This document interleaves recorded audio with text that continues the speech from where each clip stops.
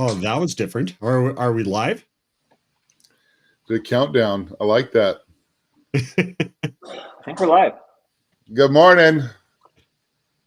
Let's see. Yeah, I think we are. Just All checked right. with the Welcome to with the YouTube. Coffee Table Talks. I'm John Davis. I'll be hosting for Rachel Arnold today, the Human API. With us, we have, as always, Will McCullen, the program manager for the IT Center of Excellence at PIMA Community College out of Tucson, Arizona. In the background, we have Meg Jett, the magical moderator of today's conversation. Our guest today is Justin Merhoff with Deque Systems, is a top company focused on marketing digital content accessible to everyone, including people with disabilities. They help organizations ensure their websites and apps meet accessibility standards like WCAG, Section 508, and other global guidelines. Justin is their director of security.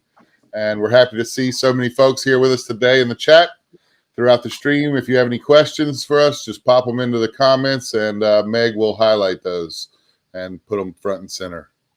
So thanks for coming. Great job of reading, John. Great job. You're welcome. If I sounded like Rachel. So, folks, unfortunately, Rachel couldn't make it today.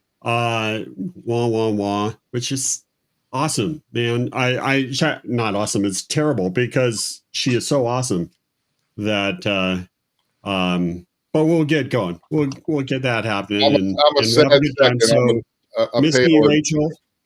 Go ahead, On that John. note, Will, well wishes to her husband. He's having a nose job. He's getting his nose job done today. Not really. So for the HIPAA portion of our program,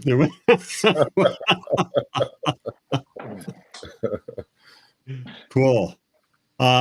So fantastic to have you, Justin. You want to give the audience a brief overview of some of your passions and what you're doing? Well, one, I want to see if I can get Will and John to laugh because I'm guessing they're going to get this cultural and age-relevant reference. My name is Justin Merhoff. I've been in what is now cybersecurity for over 27 years. I'm kind of a spy nerd, not too into it, but I love the genre. And in True Lies, Tom Arnold played a character that was in a van and helping the spy. When I enlisted in the military, I saw a video on a laser disc that looked very similar to what Tom Arnold was doing, and I was like, I want to do that. And now we're here. A laser disc. But along that way, 25 years into my career, honestly, I took the role at Deque initially because I had the typical journey that I wanted, get a directorship, do a senior directorship, get a CISO role, right. The typical, in my opinion. But then because Deque is a digital accessibility organization, we actually, make solutions. We do testing. We have consulting. We have everything.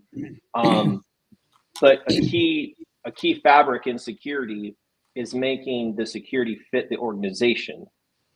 So if I'm to do that correctly, I had to do something that I don't think I had never done, and most people that I had talked to had not done, is make an information security program in an organization of 300 plus people actually accessible to the user base.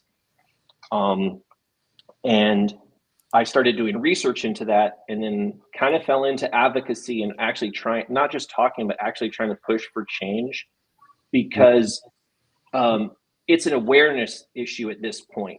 Most people are not aware of it and how it affects the cybersecurity community, and that's what I'd like to talk about and share today. And of course, any other questions I'll take, but I really want to make cybersecurity accessible so that everybody can participate. Yeah, well, you also do it with a passion, right? So what brought you to this place to be a champion for this, which is much needed, right? So I got asked this fairly. I got asked this, I think, on a different podcast, and learned that this was the reason during that question. And I honestly think it comes to my my upbringing. I was put into foster care around 10. I was in group homes, and I had to adapt to a lot of different situations, and not equating my struggles to anyone else's, but I think it gave me a more appreciation for things. And also, when I was going through the military, there are the rules, and then people do their own thing in the military. Like there's good and bad people everywhere, but I always stood up for what was right. And I learned that I think it might even be in my DNA. I think someone said that they're a Star Trek fan. My great uncle was the lead gaffer, lighting for the seasons 1 and 2 of Star Trek, but he got kicked off during season 3 because they accused the production crew and the actors of taking too much time and costing the studio money. And my great uncle, the Merhoff that he was, took a journal and minute by minute wrote down everything for weeks and said, no, it's you're the problem. And he got kicked off the lot. Mm-hmm. So maybe it's in the DNA. I don't know. But I think that's where it comes from. You can't handle the truth. Seriously. It's pretty interesting. So did you start in the military in information security? Did you go straight into Intel? Was that your first? No. So I was in what was a TYC 39 Alpha van. What's a back of a Humvee has a communication center in it and a messaging traffic. Before, it was just around the birth of secure email. So we were still getting message traffic for orders, troop movement, whichever. We had to process that message. So you're already doing, group security groups and everything. You're looking on who to send that message to. And then another part of that job, we were always in charge of the ComSec, communication security. So back then it was perforated tape that you would pull through a device to load the cryptography into the device on a monthly, weekly, or whatever cadence. And we weren't just the ones loading it and doing it. We were the ones in charge of distributing it to the units in a secure fashion to get that out. Email, I've heard of that. Is that electronic mail? Is that what that was? I think so. It's early adopter there. Yeah, so that's pretty cool. So you segued from that into information security. Is that an Intel? So what happened? So what happened is, so I started out in that job, and then this was in '97, and then the IT field started kind of becoming more of a thing, and also in the service. Yep. And so pretty much my whole career, I was technically in like IT roles. Mm-hmm. But because I started my role in the messaging center, I always had a TS clearance. Okay. So each unit I would go to, even if I was on the IT help desk, I was also the ISSO. I was also the information security, or part of that team, right, or in charge of the policies. Right, because they knew, right, and back then it was still information assurance. Right. Cybersecurity wasn't even a term yet. Did you remember Octave Allegro?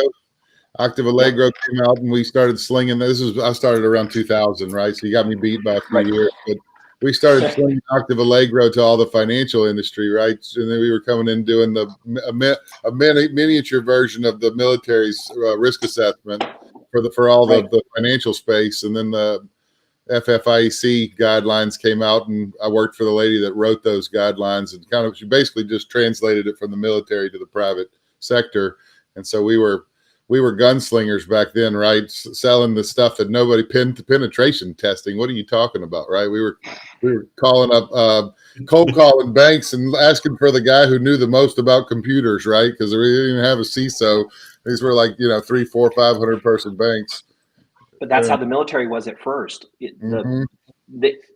Before they even had that role, they were just finding whoever a nerd was that liked home computers, and they would figure things out. Like, Can I speak with the resident nerd, please? Thank you very much. Right? Yeah. They'd literally say, hold on, let me patch you through. That's Greg. 1 sec. And they would just like send it straight to Greg. Yeah. You're not wrong. That was the Wild West days. It was a lot of fun back then anyway. And now everybody and their grandma knows. I mean, people who have nothing to do with security know what a penetration test is now. So that's kind of, it's been a fun, and there's thousands of products, right? Back then there was like vulnerability, pen test, antivirus, which was a joke, and a firewall, and that was it.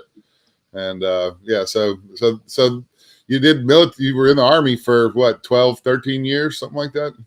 20 and 26 days. Yep.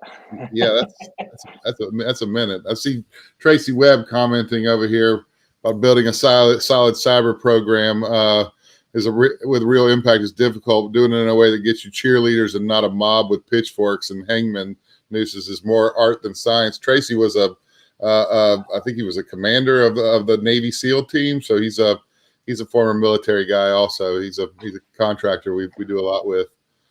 I want to go a sidetrack on that. I was in the regular service, and one thing that I observed when I was supporting the different units, because they'd be on our bases or whatever, was their leadership style and communication. Mm-hmm. It's agile. Like, we're all on a team. Like, and I never was in any of that stuff. I'm not claiming I ever was, but the way that they run, how I understand it, the way that they run a team and how an operator operates, that could be solo in a bad scenario. Right. And I think that's similar to cybersecurity. I mean, you have your different specialties, but I am a little bit more of a generalist. Like, you just have to sometimes figure it out. And you might not have that expertise, but you got to figure it out on the fly real quick. Everybody working in parallel, right? That's what Agile is all about. It's a way for the whole. Agile came out as a software thing, right? There was waterfall and there was Agile, and Agile was like a mind meld where everybody all of a sudden they didn't have, nobody's the boss. Everybody's working. Right. And for anybody in the audience that doesn't understand what we're talking about, anyway, Agile is, and so it's bled over into everything from project management to cybersecurity to everything else. Agile's become kind of the de facto better way to do things, where you have team leads, but they're not really boss of anybody. Everybody's kind of on the same page.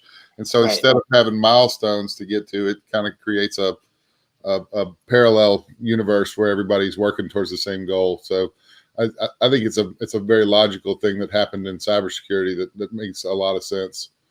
I think it definitely I think we were talking about this before too. I think it definitely translates to cybersecurity.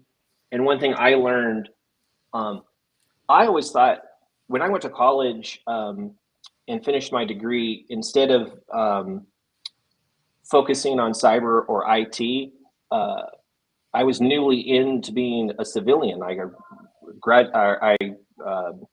retired in 2017, and I'm talking about in 2018. I decided to get an applied management degree so that I could understand more from like HR from a corporate perspective, not a military perspective, because I was doing it for 20 years. It's completely different. Right. So not completely, but there are some differences, right? Mm-hmm. But what I learned when I was going to college was I had been practicing leadership in an organization that is generally a traditional top-down leadership, right? Right. Like, military is very top-down, but then like what Tracy was talking about, I wasn't, on a team, but I was an NCO as well. And it was a hard thing to learn at first, but to get in trouble for your team and to get the successes when your team, like the team is part of, if you're a manager, if you're a sergeant, not only is that your team, like you got to bring them home too. Like I was in IT, so I wasn't doing anything super crazy, but I'm still indebted to bring them home on top of all the other stuff. Right. So how could, like, yes, I was the sergeant, but only when that needed to be done. Like we had to work together. We had to be a team because we were all a part of each other's success. You must have loved it. You wouldn't have been in for as long as you were unless you loved it. Oh, I loved it. But I'm glad that I had that chapter in my life. But honestly, with the knowledge that I know now, I don't know if I would have been able to do traditional service. And I don't know if I would have been selected for something like what Tracy did, but my mindset is more agile and not top down. Like, I have to absolutely do this. No, you don't, just because you have a higher rank doesn't mean that you're right. Right. And even though the military has a top-down approach, it's still like, even going back to like one of my favorite movies, Full Metal Jacket, right? It's about everybody pitching in, and you're accountable to your whole squad, right? You're accountable to all They'll the people. hold you accountable. That's right. They'll hold you accountable. Big time. A good team will even hold their leader accountable. Code Red, right? And a leader should be able to be open to that. Yeah. And I love how you paralleled that with academia, which is, I mean, that style goes back to the Middle Ages. So Right. That's a whole different culture. But I'd like to make sure that we get to your passion there. Could you kind of maybe for the audience and everyone around kind of help to define accessibility? I mean, that's a term that's just thrown out there, but a lot of folks don't really know the depth to what that means and what it is. So this is Justin Merhoff on the fly. This is not the actual definition, but accessibility is having something be accessible to all. I mean, that's an easy thing. If you want something, if I want this cup to be accessible to me, right, I'm going to put it up in the cupboard. But if I want it to be accessible to everyone in my family, because I have grandkids, I might need to put it lower so that everybody can get to the cup, right? That would be accessible. I would see that as an accessible design. So accessibility is overall in general. A lot of the things dealing with cybersecurity goes more towards digital accessibility. So I'm going to go in both. Why both are involved is that when you're doing cybersecurity, and let's say security awareness training, if they don't understand the training, how are they supposed to do that? And then I think I might have just had a brain fart. Can you ask your question one more time? So my brain just covering the definition of accessibility, right? And right. The difference is, sorry, that's what it is. So how physical accessibility could come into play with this is if you're giving a security awareness training that's in person, or you're having like a conference or something, that kind of stuff needs to come into play and be accessible. Digital accessibility, and is a big piece of accessibility in cybersecurity, is that a lot of the tools that we use to be cybersecurity practitioners, notice I did not say professionals, practitioners, because we've professionalized something that is a practice, in my opinion. What college did Kevin Mitnick go to learn his craft? Hard Knocks. Okay, exactly. So with digital accessibility, what it's saying is when you build the digital asset, that asset should also be accessible to people that utilize assistive technologies. So a key point in security is don't click on that. Well, if you use assistive technology, you're not clicking on anything because it's all keyboard based. So that training that you're even writing, or policy or little note, say, hey, please don't click on this. That needs to change because not everyone does click. It's not culturally relevant to the person that you're trying to teach. So I would say those are the definitions for both, is having things to be accessible to the people that are supposed to be using it. If your organization is supposed to be security awareness, that needs to be accessible. I can tell you that not all security awareness is accessible, and that's live right now. Right. So are you guys working with a lot of those? We're partnered with all of them, right? So we resell all that, right? So I'm curious.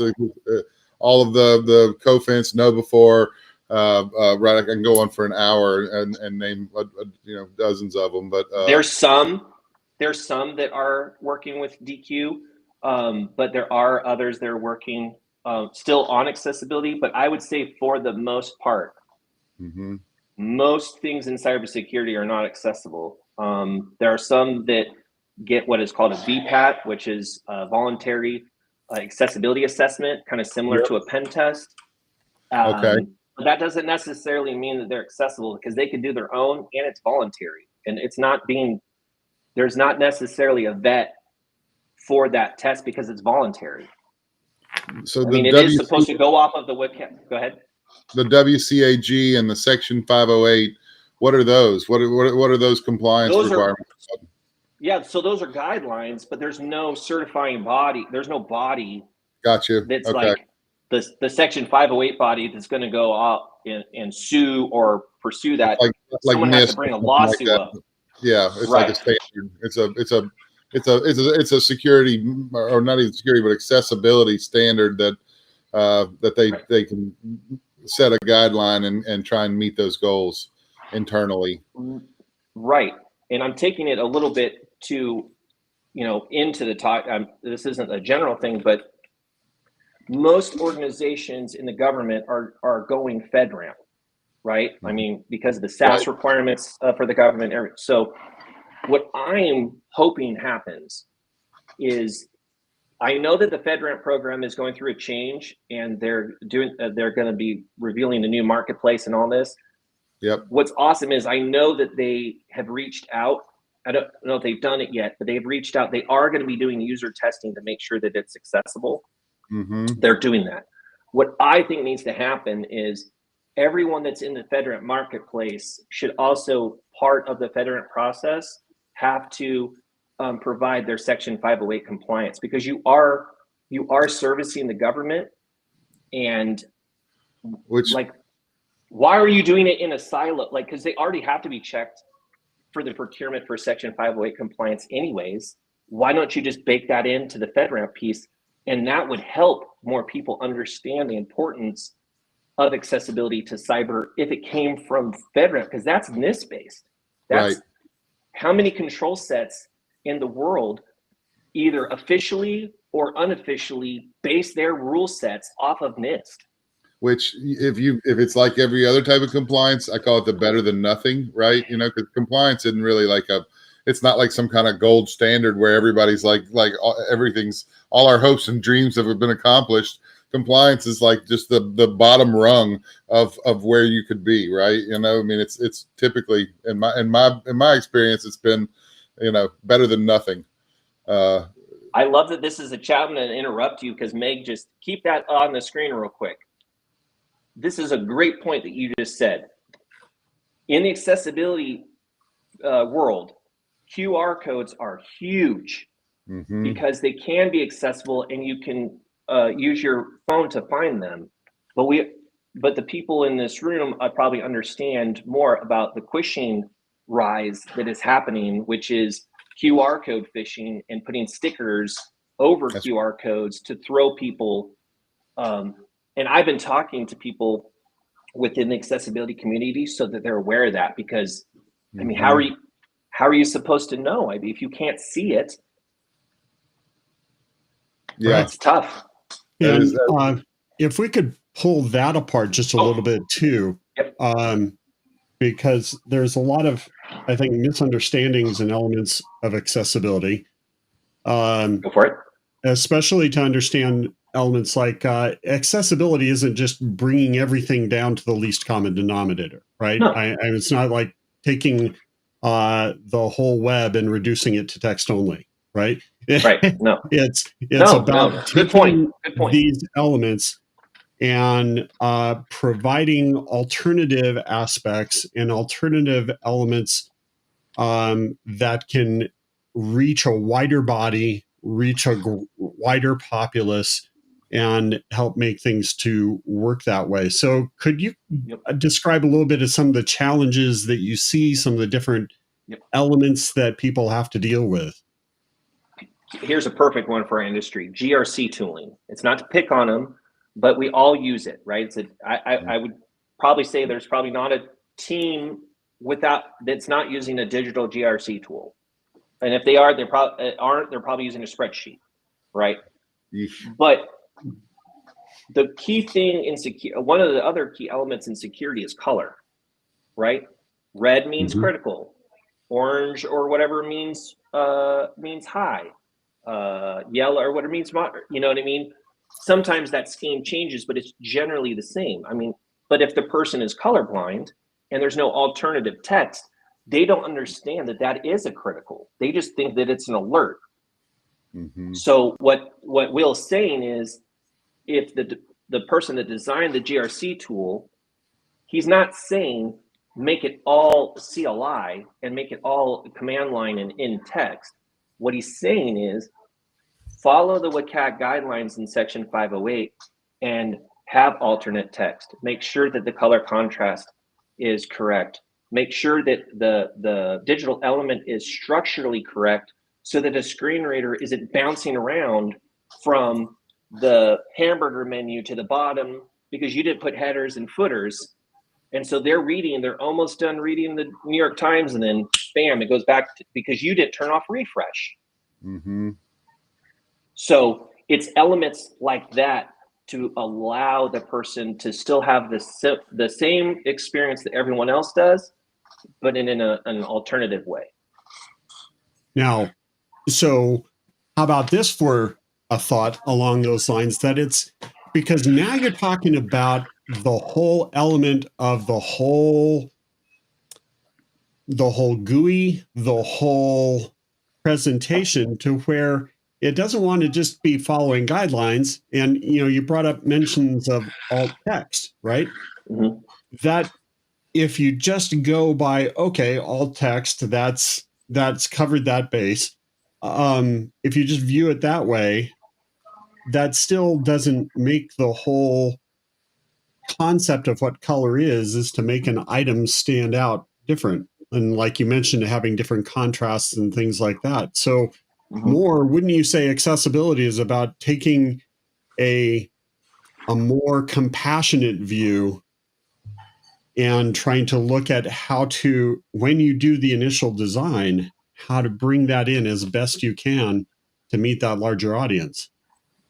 I think it's compassionate, but I'll even go a different route. Like, I think even John was saying, if you make it more accessible, the more people can use it. I mean, that means you can sell to more people. I mean, we're in a capitalist society. And the other thing is, if you understand social groups, the people with disabilities community is very passionate, very supportive of organizations that support them. So inclusivity. Let's go, cybersecurity providers. Like, the other thing too is some of them claim to be accessible. Hey, we have a BPAP. Da, da, da, da. I have not seen one marketing campaign from a cybersecurity, and if you have one, send it to me. I have not seen one cybersecurity marketing campaign around the fact that they're accessible. Never. Right. It's coming. It's coming. I guarantee. Let's go. I mean, I got friends high up in a lot of these companies, right? We have hundreds of thousands of seats of training, so I'll get somebody to address this right now. Hold my beer 1 second. Let me hold my beer. That's let me get on this one. Well, I think go ahead, Will. Sorry. I'd also bring up another point that the community that relies on some of these elements, you can't think of in normal terms either. And so what I mean by that, we've done this at the college, right? So I work for a community college.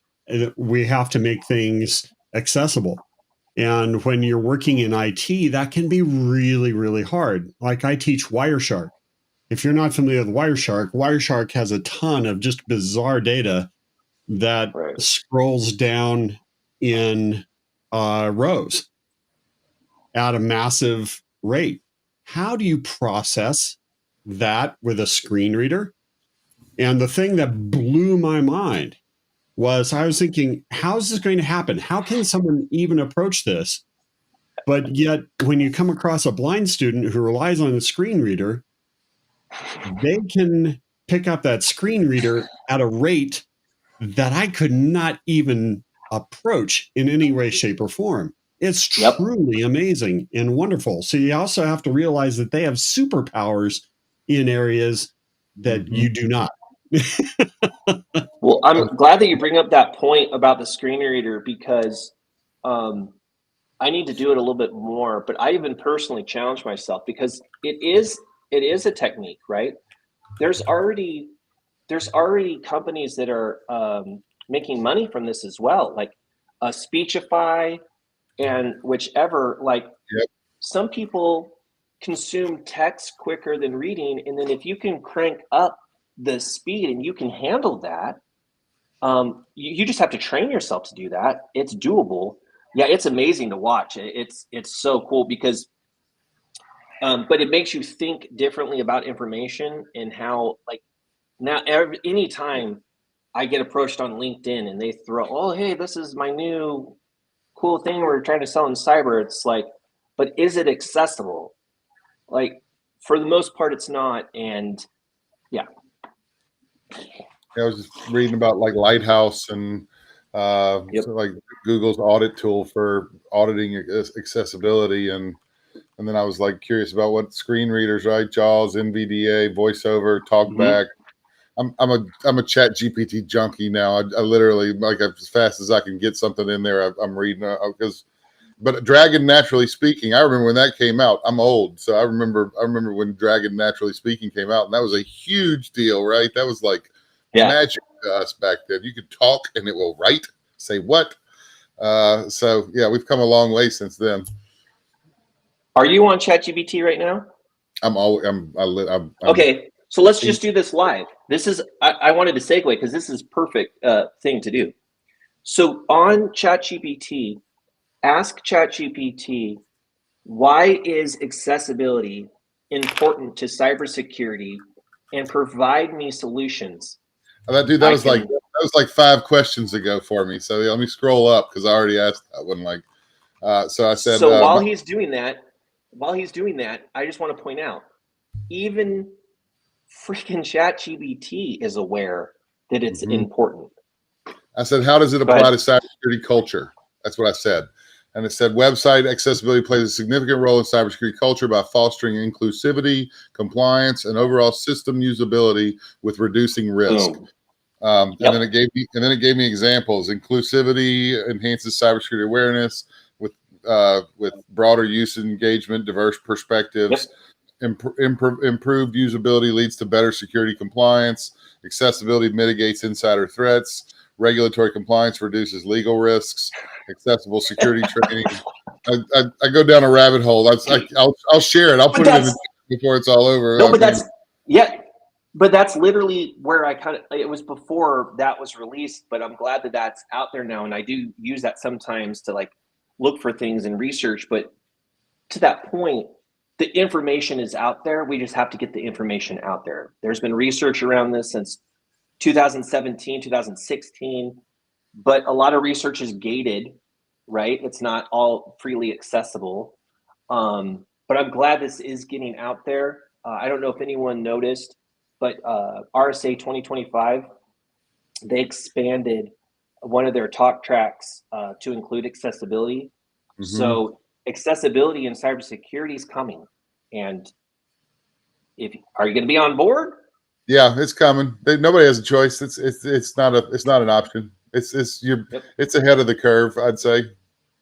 I mean, and I think we're both. I think everyone on this panel or chat, whatever pod, might be aware of this. So the Capitol crawl was a demonstration before the ADA the ADA law that was passed in the U.S. And what they did was wheelchair users got out of their wheelchairs and crawled the Capitol steps.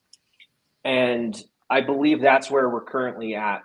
We do have cybersecurity professionals that do utilize assistive technologies, but we need to get on the vendors to make actual accessible tooling, because we're keeping out talented people from going to institutions like Will's. Like, he is helping. I'm not saying he isn't with the tools, but let's make it shouldn't be that hard for them to provide the alternatives. But if the alternatives don't exist, I mean, you know what I mean?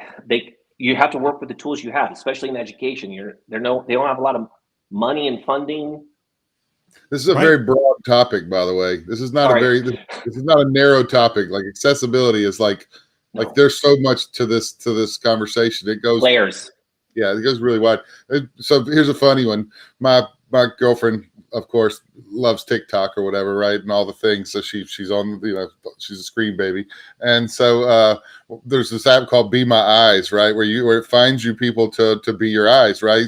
Blind people, it connects blind people with people that are willing to read their stuff or do whatever. And one of the ones was this woman went on Be My Eyes and got somebody to read her cell phone because her boyfriend was cheating on her, and she wanted all the texts read to her from her. So she found somebody to read her adulterous husband, boyfriend, whatever it was, stuff from Be My Eyes. Was an app, mobile accessibility tool called Be My Eyes. Anyway, I love that you said Be My Eyes. So when you were reading it, one of the things that the ChatGPT told you was if you make the security program like an organization, it reduces risk. Yeah. So risk that is live right now, this is really happening at your organizations if you don't provide accessible tools. So if someone's logging into their HR system, right, whichever it is, some of them are accessible. So I'm not going after them. I'm just, if they're logging into something that worked, let's not say HR, just something that worked. And that login experience is not accessible. They're going to log into Be My Eyes. They're going to ask for someone to help them. And they might not get John. They might get Yuri in Russia. They might get someone in wherever, in Iowa. Like, you don't know. And now someone has that person and your organization's login information. Yeah. And no GRC tool is tracking this. No, there's no secure protocol for Be My Eyes volunteers. It's a volunteer based. Correct. Yeah. They have a business version, so I think that one might be better. And again, this isn't a Be My Eyes problem. This is the users misusing, but they have to misuse it because what if they live alone? I had one of my colleagues, he lives alone. And his home security, he's self-professed born blind, so that I've been able to share that. Right. And he bought a home because now with Uber and everything, people can actually move out of cities. So a lot of people that are blind tend to live more in cities because there's more support. They don't live out in, so he actually has this big house outside of a city. And his home security, he could not reset the password without help. Right. What? WTF? Like. Right. Yeah. No. What? Who do you trust? Who do you trust? And that's No, Tracy Webb said earlier a comment about the elderly, right, being one of our most vulnerable groups of people, right, and they're all hard of hearing, bad eyes. Not all, but there's a lot of hard of hearing, bad eyes in the elderly community. And there's and then what he just said about there's AI. We need to make an AI that is an assistive AI that just takes whatever you want, everything you need, and hold as I said earlier, hold my beer and let me ask ChatGPT how we build this, right? So I'm sure you guys are already working on this. I know you are. I have no doubt. So there is actually Microsoft. So Aditi Shah spoke. Forgot the co-speaker on her talk, but they did a talk at RSA this year around AI use for accessible authentication. But generally, I highly recommend you getting that talk, and I can give you the link afterwards, Will, to share. But basically, what they're saying is what you're talking about is utilizing AI to have an accessible authentication experience. So if they want to do passwordless, they do passwordless. If they can't do passwordless because they don't have the biometrics for passwordless, then they can do MFA. So it allows an accessible authentication experience, which doesn't really exist. Right. Truly. And the AIs are all starting to have the voice, the voice, where you talk to it and Right. you can authenticate via your voice, right? Because I have, and I'm sorry, I use Alexa and all the things. Nobody's talking to you. Be quiet. And so I, but it knows my voice. And so my kids get all frustrated because it won't listen to them. Right. It only listens to me. And so they're like, they come in and they're like, Alexa, do the, trying to mimic me and make fun. They're making fun of me in the process, but it's okay. Yeah. And I mean, that's the perfect answer because you can fully trust everything that's AI, right? There's no loss of privacy information through AI, right? Well, and that's the sway there too, right? Is I think even Tracy was I think alluding to it, and I could be wrong, but AI probably wants it to be more accessible so it can get more information inputted. I think that's what his comment was around, or their comment. Mm-hmm. And so I agree with that. But I think AI can help, but safely for sure.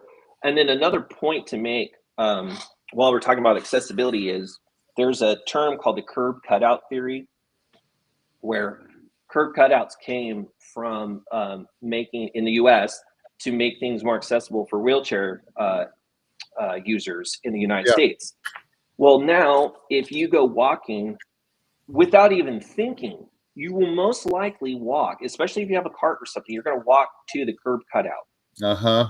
So you gained accessibility because accessibility was taken into consideration to have universal design, right? Accessible universal design.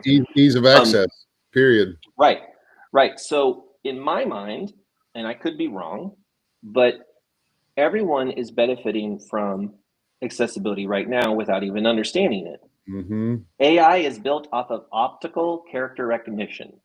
When a screen reader cannot navigate because the element, the website, or whichever was not designed for to allow the screen reader to navigate, most screen readers and NVDA, JAWS have an OCR option, and it does a screenshot of the page and then tries to do a character recognition to try to navigate the page.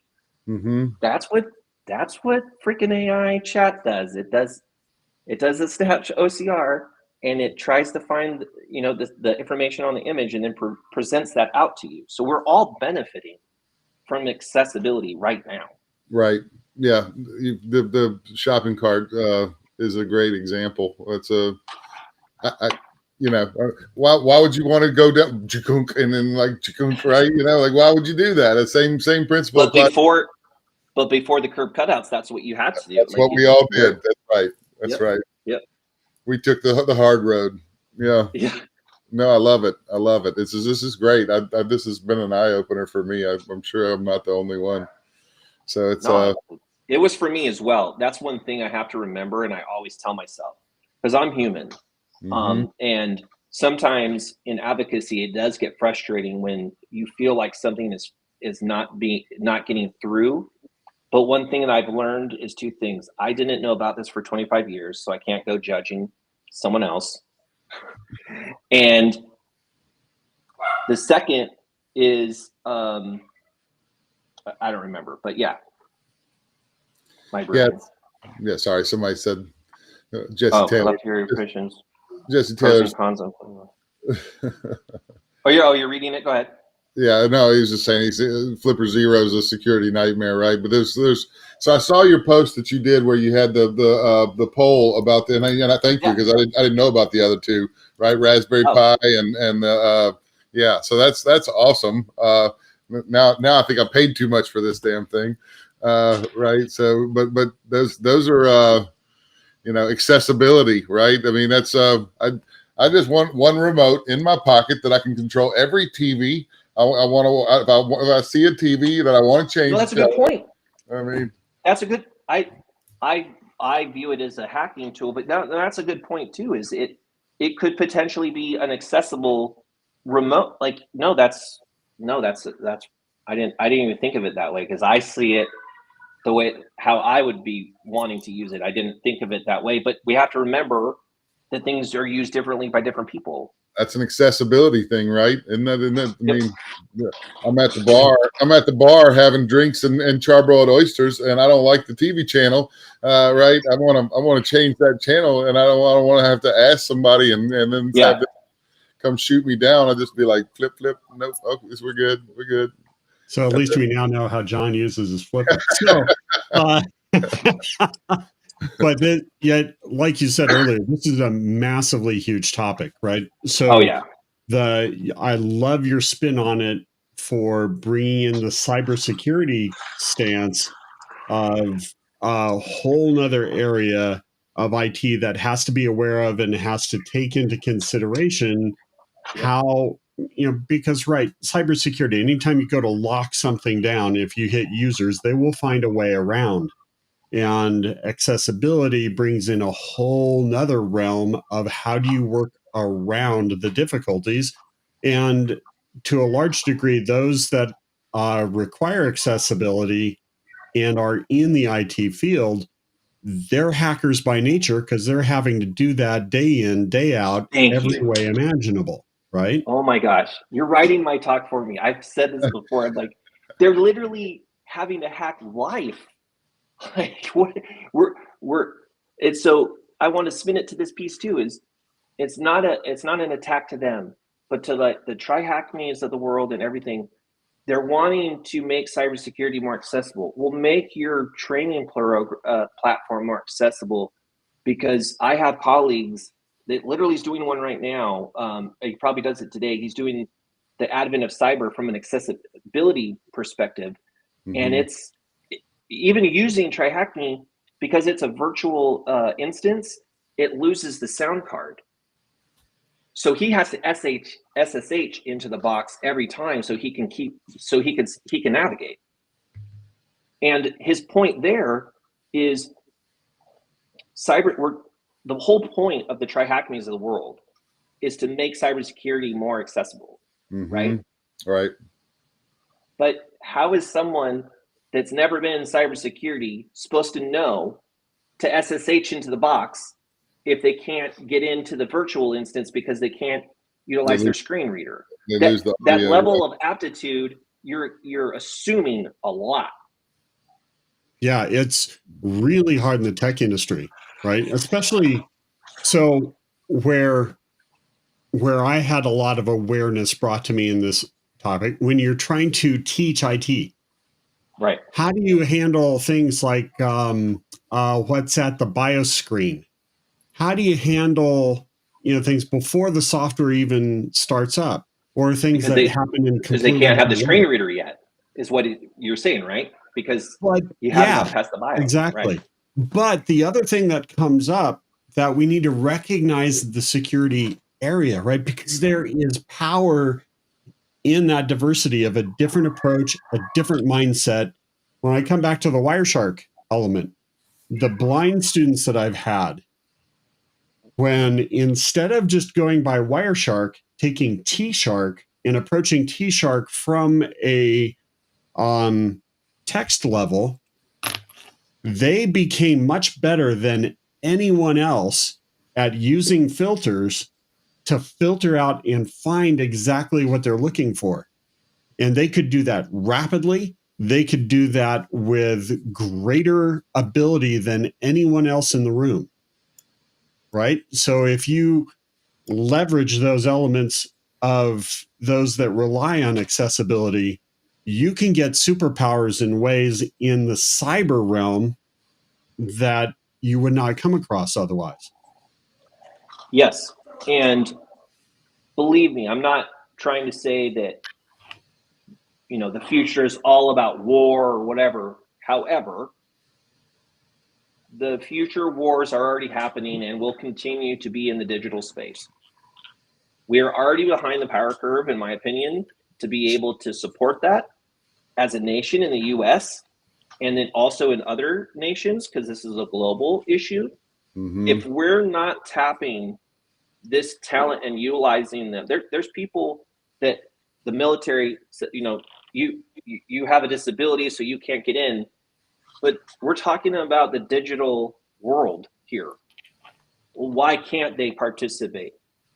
And I think it's a long road because there's certain other things that have to happen for that to be able to happen.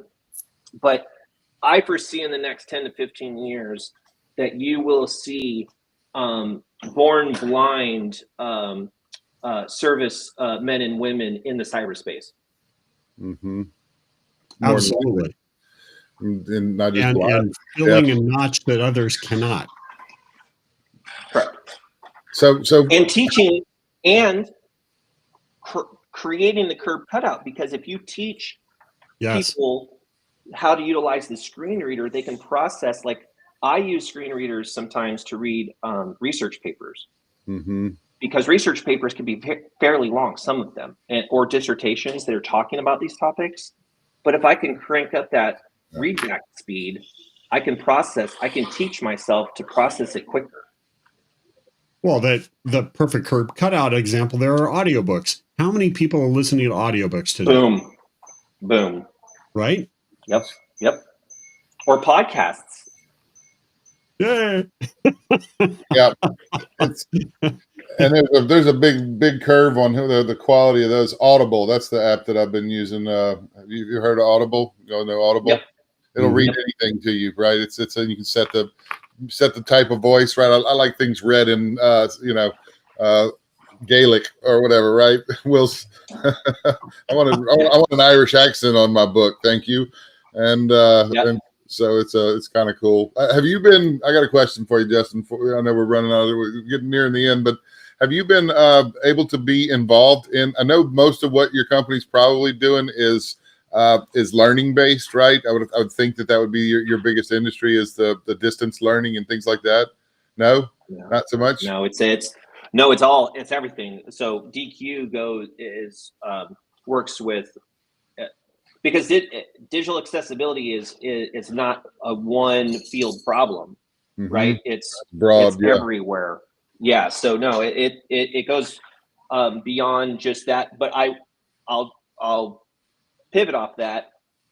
I think that the first thing that will become accessible in cybersecurity and it's already there. Like KnowBe4, this isn't private information. He told me at a conference. Right. They're at like 62 or 65% at making their content accessible. So it is happening. But I think training is going to go first. And I think higher ed is going to help out a lot. Yeah. I think because they're missing, kind of similar to when I realized it, we're missing out on talent. And I know educators, one of the beauties of it is you're helping teach the future, and that is a benefit. You want to be a part of that, right? And you're potentially missing some really talented people. Market segment, a huge market segment, untapped. We would be remiss if we didn't pick up too, if you could touch that from a liability aspect for a company. If you ignore accessibility, there's risk there. Could you touch on that real quick, Justin? Yes, especially if you sell in Europe.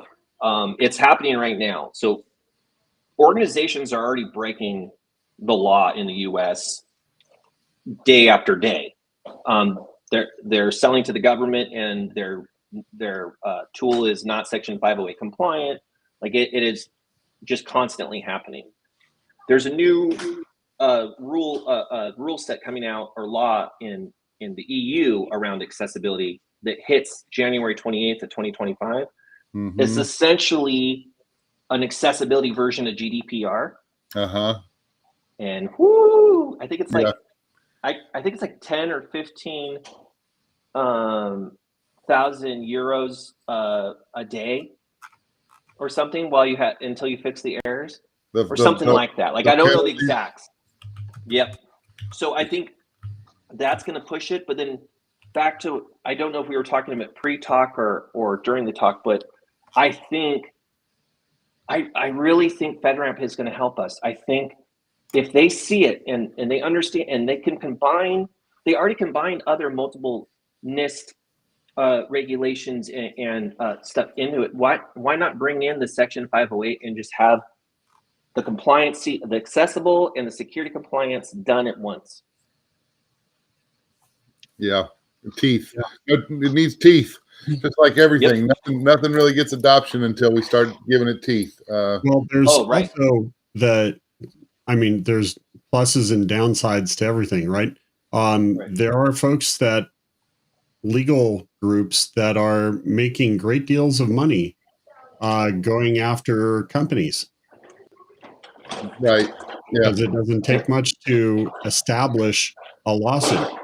Yeah, lawyers have teeth. and that can be from just visiting a website. Yes. No, literally. I'm glad you brought that up, Will, because there's a lot of organizations that just see their website is just like a storefront. So they're not even worried about the security. So why would they be worried about the accessibility? Because it's just like a billboard to them. But in this day and age, a lot of, especially with API connection, like it could be but a lot of times it is hooked into the app or at the login page. You easily could scale. Yeah, it's definitely becoming. This is going to be a front and center conversation going forward from this point forward. It's too blatant of an issue to not. So, Justin, I'm really glad you came on the show, man. It was awesome to meet you. Thank you for having me. Yeah, I enjoyed it. We have a million more questions, and that's just the ones from ChatGPT. So that's. No, this was fun. I hope you come back and join in and come watch Anytime. the next. I know we're off next week. I know, that's what the boss told me. Was that the show's not happening next week, but it'll be on the following week, and it's John Mancuso. There you go, John Mancuso on the 20th. So awesome. Yeah, very cool. Before we go, do you have any final thoughts, John? Me? Yeah. Do I have final thoughts? This was awesome. I had a lot of fun. Thanks so much for letting me sit in, Rachel. Appreciate it. My final thoughts are thanks everybody for joining. I appreciate it. And Will, you're awesome. Will is one of those people that when he talks, I just immediately want to shut up and listen, because you can tell he's been teaching for so long, and he's got that. Is that a dog? I see a dog in the background there. I was trying. There she is. Oh yeah, does she have a sweater on? Is that a sweater on that dog? It's cold. Yeah, it's okay. I got a miniature schnauzer around here with his own. He's got a hoodie on right now. But yeah, Will's awesome. Thank you, Will, for all you do. And Justin, appreciate you coming on the show. We'll be in touch. Awesome. So you got one of these already, Justin? You got one of these already, or you need one of these? No. Okay. I'm in the market for one. Do you have any final thoughts, Justin? Overall summation, kind of. I think that the cybersecurity community is the community that accessibility needs to get it across the finish line, because we went through the similar issues and we're still facing it today. We're just now being taken seriously at the board, in my opinion, and within leadership within the last 10, 15 years. So I think we can share with them, but we can learn a lot from them as well. Absolutely. I loved the elements that came up in this conversation, not just of awareness, but realization of opportunity. And I love your spin on that to help bring that realization of opportunity, and realization of opportunity for companies, realization of opportunity for security, realization of opportunity for future development and making use of that community. And for if you're in the security culture realm and you haven't already embraced accessibility, go do that. And it's going to expand it even more. It's going to make your security culture program way more inclusive if you do that. Like for everything, right? I mean, for everything from online learning to webinar type conferences, stuff. Conferences, webinars. everything. Yeah, it's pretty broad. It's such a broad topic, and I'm sure I could ask my artificial intelligence friend what the actual market share is, but I bet it's massive. It's I think it's 1 in 5. If you go to billionstrong.com, .org, it gives you the numbers. I think it's 1 in 5 working Americans have a disability. Yeah, I could be wrong. It's huge. And for everyone out there who's listening and who really appreciates what came through in this, check out Justin, connect with him on LinkedIn. Oh, yeah. Right? Of course. And make that connection, because obviously just by listening to the whole context here, this guy's open for discussion. So take advantage of that, please. And I'm willing to be wrong as well. I just want to point that out. I'm willing to be wrong. 1.85 billion globally, 19% of the U.S. population, 56 million individuals, 20 million households, 20 million families in the U.S. Yep. That sounds like a lot. It is. So, dude, thanks for the insight. This is fantastic. And always thank you around for what you do. Thank you. Yep. That's awesome. Y'all have a great day. Yeah. So see you all next time. Bye.